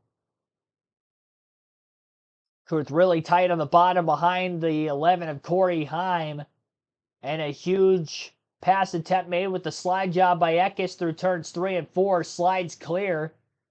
Kurth going to try the crossover, but that's going to give the outside lane the preferred line right now to Eckes. He gets a run off turn 2 and holds serve for 3rd. Great job by the veteran in the Truck Series, Christian Eckes, to make that pounce for position. And he's also been pretty good on the long runs too tonight. Seems like Eckes and Kurth have had the 2 best long run trucks. We haven't seen Eckes lead yet in this one, but he's running out of laps to try to get to the lead. Now, Lane Riggs. A rookie who is a 9-playoff driver, yet trying to go for his 2nd win. I'll tell you what, the way Riggs has performed these first 2 playoff races, I bet those 10 playoff drivers in the Truck Series are very thankful that Lane Riggs is not competing for the championship anymore, because if he was, you'd almost wonder if he's a front runner to try to win the whole thing. I mean, he has put together 2 great performances, and kind of similar performances where he didn't qualify poorly, but wasn't really in contention for the race win early. By the time the final stage starts, it's like a flip switched, and he's right there and has a good run at it. More playoff problems for Daniel Dye, having to make an unscheduled pit stop to begin this restart. He was involved in the last caution. Fell a couple laps down under the yellow, loses more laps and a few more positions, as a result of which on the restart, Dye is now currently scored 5 laps down. 19 laps to go, battle for 3rd again. Kurth's trying to keep pace with Christian Eckes in the 19. And the caution flag is out somewhere around the track yet again. 91 truck has gone around this time. Jack Wood in the 91. Bringing out the yellow. So 18 laps to go, under caution for the 4th time now. Our 3rd for incident. And definitely looked like there was contact that started that. I believe Connor Jones in the 66 for Thor Sport Racing gets into the left rear of that 91 of Wood.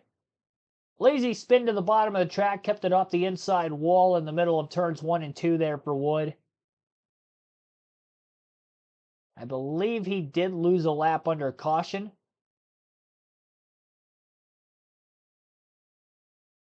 And actually, it was Ben Rhodes in the 99 who had gotten into Wood. Had the wrong Thor Sport truck.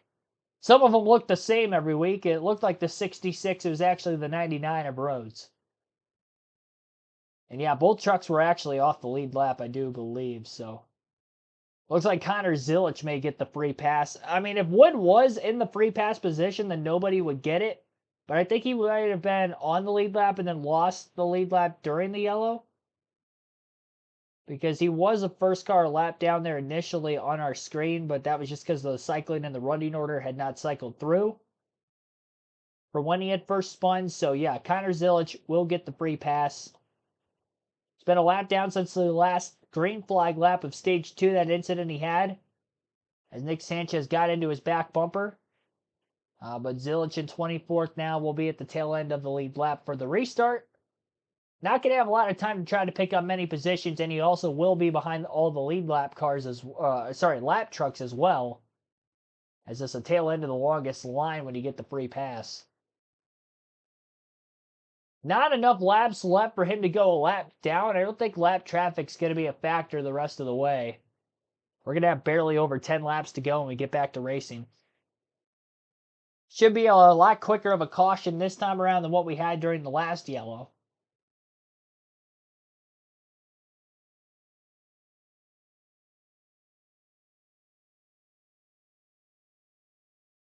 NASCAR Penske Cup Series racing, thanks for tuning in as well. I had to refresh my chat. I didn't see you in there. Not sure how long you've been here for, but appreciate you tuning in. Have not gotten the one to go signal yet. Might be another lap or two before that happens. You've been talking to Corey about to keep this thing up front. It's Corey Himes, crew chief. To restart prep, prepping your tires and getting good launch. Scott Zipadelli. 38 will make a little bit of a mistake and give us a clean bottom, and we can get in front of them. But it's all going to come down to a good restart, really. Thanks, Scott. Amanda? Lane Riggs just said over the radio to his team and crew chief, this is the best truck I have ever had, Dylan, as the crew chief and for this team. How satisfying is that to hear from your driver? Yeah, it just means a lot to us. I think just the work that we've been putting in it's showing that we're going in the right direction, And I think Lane's just got a lot of confidence coming from Milwaukee. And I think if we can learn how to qualify, we'll be pretty lethal. So we're just having a lot of fun. Lane's doing a really good job, and see if we can close it out here. Adam, he told me earlier he wanted to continue playing spoiler here in this playoff, and he's showing it here tonight. Is it me, or does it seem like Lane Riggs' crew chief looks like a clean-shaven version of Lane Riggs? They look almost identical to one another. I never noticed that till just now. Did you ever get an interview with him? Third time Daniel Dye's been back on pit road since his incident. He has cleared the DVP clock, so he can't continue on in the race, but he's continuously losing laps. And he has now fallen to 32nd. Still a couple more points on the line if he can hold himself in 32nd and get the truck back on the track. He's on the same lap as Keith McGee, and Tyler Tomasi's only 2 more laps behind him. 2 trucks out of the race tonight. Connor Jones headed up DNFing middle of stage 3. And Caden Honeycutt, also from that incident with Daniel Dye, did DNF Dye, the only one from the 2-truck incident that continues. Green flag back in the air, Riggs outside row 1. Big 3-wide move to the bottom. Here comes Caruth. Might have gotten into the left rear of the 11. Side by side for second as Lane Riggs holds strong on the outside. 12 laps to go at the line. Battle for second. Riggs trying to get away. Heim clear. Eckes to the outside of Caruth. That was a bold move by Raja Caruth. 38 didn't fire off well in the restart that time, and as the top 2 were side by side, he tried to take advantage of it. Big block by Caruth off the exit of turn 2 that last lap. A little contact between him and Eckes off corner exit. But Caruth was trying to make sure he didn't lose too many spots to the trucks on the outside. Caruth trying to get that bottom lane to work. I think a lot of it is maybe just trying to get better turn in the truck with clean air, while a lot of the other drivers in the top 10 trying to run the outside. Some wider than others near the wall in the center of the corner. Who can gain the most ground on one another to try to get some last lap passes, especially for those playoff drivers. 1 point per position in the finishing order. And of course, if you win this race, you advance to the next round. For those playoff drivers running inside the top 4, second, third, and fourth. But the race leader, Lane Riggs, trying to be the playoff spoiler for the second playoff race to begin the playoffs here in 2024 for the Truck Series. 7 to go at the line for Lane Riggs. Continues to lead. Carruth did catch Corey Heim for second, but couldn't make the pass on him. A failed pass attempt was what allowed Freckes to get to third on the last green flag run, but he couldn't capitalize to get by that time. Carruth's had a really good long-run racetrack, but Corey Heim's not going to make this easy for him. Again, every point worth the position. Although Corey Heim and Christian Eckes, where they are on points right now, are in a very good spot to actually lock themselves into the round of 8 based off of points without having to win. Lane Riggs is setting sail, 5 to go. About a 1-second lead for him. 9/10 of a second back officially at the start-finish line. That last time by was Corey Heim. Rajah Carruth in third, 1.3 seconds off the lead. Now a second and a half that last time. 2 seconds off the lead for Christian Eckes in fourth. Nick Sanchez in fifth. 2.2 seconds off the lead. Remember, Sanchez has fresher tires than those in front of him. It just took him a while to get back into the top 5. But he's there now. Unfortunately, though, there's only a couple laps to go. 3 to be exact, coming up on 2 to go this time by at the line for Riggs. If he sees the white flag, the next flag will end the race. 1 mile to go, half a mile to the white. Riggs continues to lead, and in fact build the lead. Over second place, Heim is starting to put a little bit of distance between himself and Carruth for second. And even more space now between the third and fourth place trucks. Battle for fourth on the final lap between Eckes and Sanchez. On the final lap into 3 and 4 for the final time, Lane Riggs going to win back-to-back races, spoiling the playoff field yet again. And on the final lap, Carruth giving Heim a run for his money for second, but Heim barely holds on by a nose. So Corey Heim comes home in P2. Rajah Carruth rounds out the top 3. Lane Riggs, second career win and the second consecutive race, as he wins the UNOH 200 at Bristol. That photo finish for second again going to Corey Heim off the final corner. Little contact as they cross the start-finish line, but no harm, no foul there. It's a hard, tough battle. And also a near side-by-side finish behind them for fourth between Christian Eckes and Nick Sanchez. Eckes has locked his way into the round of 8 in the playoffs, as well as Christian Eckes. So despite not getting a win in the first 2 races of the round, 2 drivers have locked themselves in on points, showing how vital those playoff points were earlier in the season for those 2.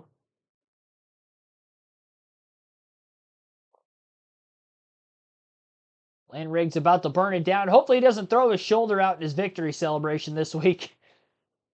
Margin of victory 1 second for Riggs. Total time on the race, 1 hour, 20 minutes, 24 seconds, 79.27 mile per hour average race speed. Again, Lane Riggs the winner. Corey Heim's 5th. Matt Crafton 6th. Chase Purdy 7th. Ty Majeski came back to finish 8th. Stuart Friesen 9th. And Tyler Rankin rounds out the top 10. William Sawalich 11th. Taylor Gray 12th. Brett Holmes 13th. Dean Thompson 14th. Bailey Curry 15th. Stephen Parsons 16th. 17th for Grant Enfinger. Corey Day at 18th. Connor Zilich 19th. Connor Mosack 20th. Jake Garcia 21st. Timmy Hill 22nd. Tanner Gray last truck on the lead lap at 23rd. Lawless Allen first truck a lap down in 24th. Matt Mills 25th. Jack Wood 26th. 2 laps down for Ben Rhodes and Justin Mondelik 27-28th. Spencer Boyd 29th. Ty Dillon 30th. Base Maggio 4 laps down 31st. 32nd Daniel Dye 6 laps down. Did finish. Keith McGee also 6 laps down at 33rd. 8 laps down Tyler Tomasi 34th. And 2 trucks DNF tonight. Caden Honeycutt finishing 35th. Connor Jones 36th. As your full field finishing order, Lane Riggs leads the most laps, gets the win. Led just 1 time. It was the final 80 laps of the race off that final, really third to last restart, but almost the entirety of the green flag laps in Stage 3. 65 laps led for Stage 2 winner Corey Heim. He led the most times, 4 times led for him. Pole sitter Connor Zilich led the third most laps with 41 laps led. 9 laps led for Stage 1 winner Rajah Carruth. He led 2 different times today as well. Timmy Hill during a caution period did lead for 5 laps back at the end of Stage 1, early Stage 2.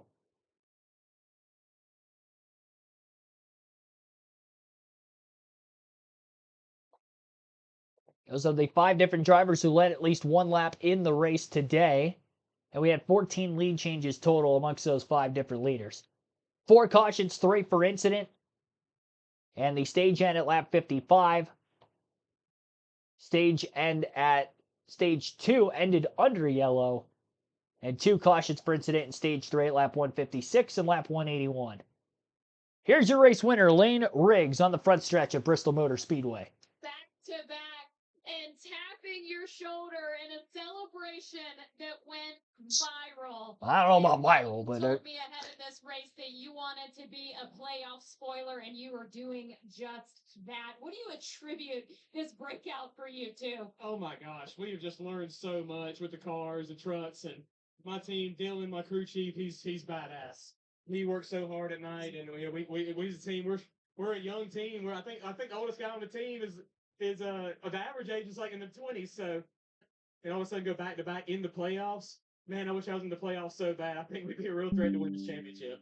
I am so not surprised that you just thanked your team there, and I know that they can hear this over the speakers, but I talked to your crew chief, and he talked about the belief that they have in you. What does their conviction do to you for a driver?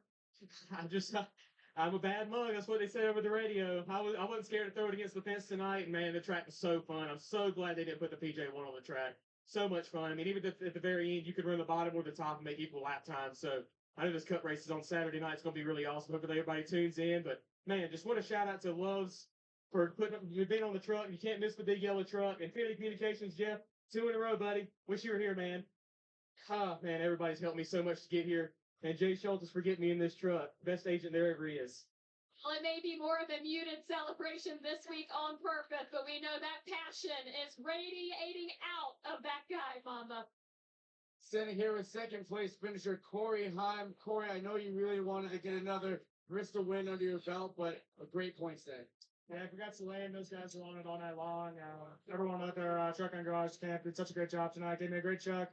Great pit stops, did their job, keep me out front. Just didn't quite have it when the grooves started to move around there. Every time we got a heat cycle on the tires, it seemed like it got tighter and tighter. So just didn't quite have it, but solid points in the playoffs. That's what you need. So I'll keep moving forward with truck and garage, Safeway, Twitter Racing, huge thanks to all those guys, and looking forward to my favorite place next week.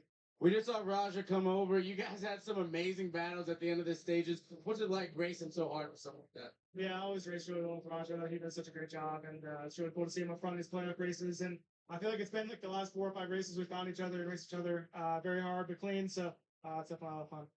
Corey Heim comes home second in Bristol. Adam? How about the fact that playoff drivers are 0 for 2 in the postseason in 2024? And Lane Riggs is 2-0. What about the fact that Lane Riggs is 2 for 0? Yeah, exactly, Mike. You know, here's a cool thing about Lane Riggs. He's going to graduate. Alrighty, so that is going to wrap up tonight's stream. A quick race. This race ended up at, again, at just an hour and 20 minutes. Very quick truck race, probably the quickest on the season. Hope to see it for the next truck race next weekend at Kansas Speedway. Before we get to there, though, we still have 3 more live commentary streams this weekend from Bristol, as we have live commentary for tomorrow's Cup practice and qualifying at 4 p.m. Eastern. Again, tomorrow afternoon, 4 p.m. Eastern, we will be live for practice qualifying for the Cup side of things. Xfinity Series race tomorrow night at 7:30 p.m. Eastern, followed by on Saturday night at 7 p.m. Eastern, we'll go live for the pre-race for the Cup Series Bristol night race. Elimination race for the round of 16 in the playoffs as well. Hope to see you for all that and more. Daily NASCAR content. Hit the subscribe button. Hit the like button on the stream if you haven't done so as well. We're very close to 50 likes on the stream. Let me refresh the page here. 46 likes. So yeah, if you haven't hit that like button, be sure to do so before the end of this one here today so we can get to that goal of 50 likes. Thanks for watching, everyone. Have a good rest of your Thursday night. See you back and better than ever again tomorrow.